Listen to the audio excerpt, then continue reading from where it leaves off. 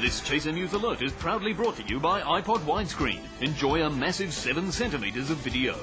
The ACTU, for a limited time only. And Telstra, connecting our workers to Centrelink. Good morning, boys and girls. I'm Mr. Morrow. And making news this week, Jordanian Fashion Week gets off to an explosive start. The arrest of Home and Away actor Omar Balajan raises hopes the entire cast will be locked up. And glam rocker Gary Glitter defends his marriage to a 15-year-old girl, saying he's made an honest child of her. But to today's top story. The government lashed out at protesters this week, with the Prime Minister insisting his new IR laws are simply about choice. He says the laws offer unlimited choice in all aspects of work, except striking, obtaining leave, collective bargaining, having a safety net, appealing to the IRC and being unfairly dismissed. Dominic Knight has this report. Workers around Australia have hit the streets to take advantage of the last day off they'll ever be allowed to take. Under the new regime, workers can still choose to strike.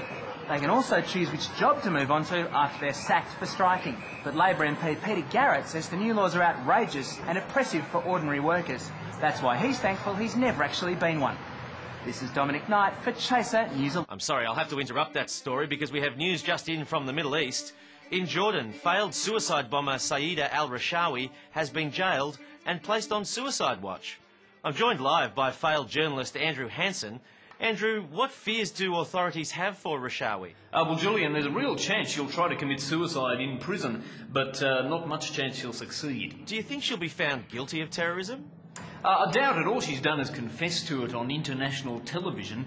But if she is, she'll be allowed to carry out the death penalty on herself. So basically she'll go unpunished. So, Andrew, why did Rishawi want to bomb the hotel in the first place? Well, look, I mean, her brothers were killed by US forces in Iraq, so what better way to get back at the Americans than to bomb a Muslim wedding in Jordan? OK, thank you, Andrew.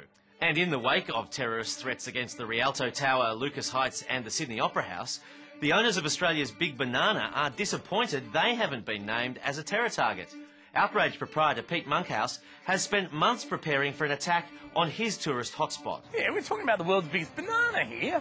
Meanwhile, Goulburn's Big Merino is attracting visitors with their new slogan, "Visit now before we're blown up." To sport now, and Olympic gold medalist Grant Hackett has pulled out of the Commonwealth Games, fearing swimming could interfere with his hectic sponsorship schedule. I'm joined live by the Chaser's Chaz Licciardello. Now, Chaz, I guess Hackett must be very disappointed giving up the 1,500 metres. He is, Julian, but the good news is that not swimming has allowed him to compete in his favourite event, the 1,500 commercials. Chaz, Hackett used to get sponsorships because he symbolised success.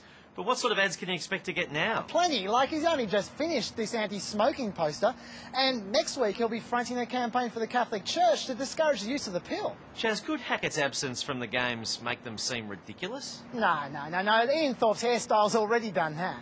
All right, thank you, Chaz. Don't thank me, I'm getting paid. And that's all for now.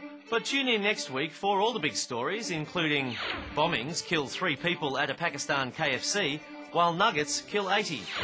The new giant-sized Airbus, welcomed by travellers, plane enthusiasts and Al-Qaeda, and business groups claim union protests are starting to sound shrill. The workers united will never be defeated! Finally, let's just return to the remainder of Dominic Knight's report on the government's IR laws. Alert.